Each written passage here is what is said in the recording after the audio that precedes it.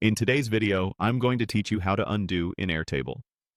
If you've ever changed a value, rearranged something, or deleted an item and instantly wished you could go back, this walkthrough is for you.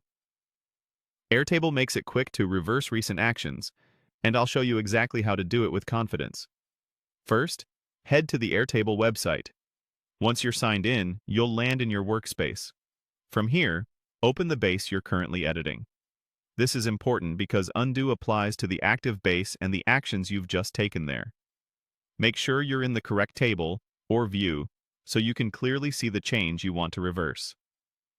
Now, the fastest way to undo is with a keyboard shortcut. On Windows, press Control+Z. On a Mac, press Command+Z. You can do this immediately after an edit, whether you changed a cell, moved a record, or adjusted a field. The moment you press the shortcut, Airtable will step back one action, and you should see the previous state return. If you prefer using the interface, look for the undo arrow in the Airtable toolbar. It's typically at the top of the screen. Click it once to reverse your most recent change.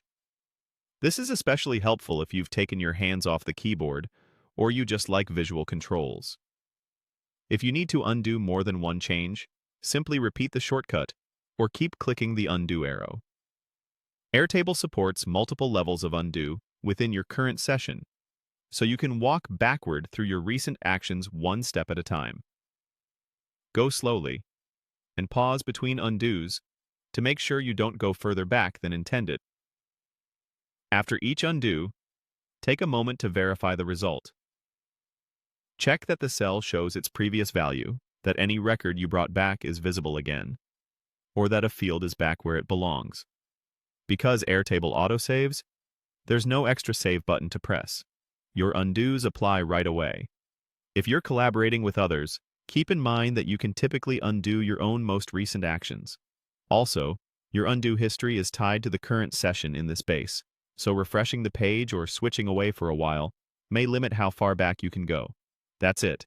Go to Airtable, open the base you're editing, undo with the keyboard shortcut or the on-screen arrow, repeat as needed, and confirm that everything looks right.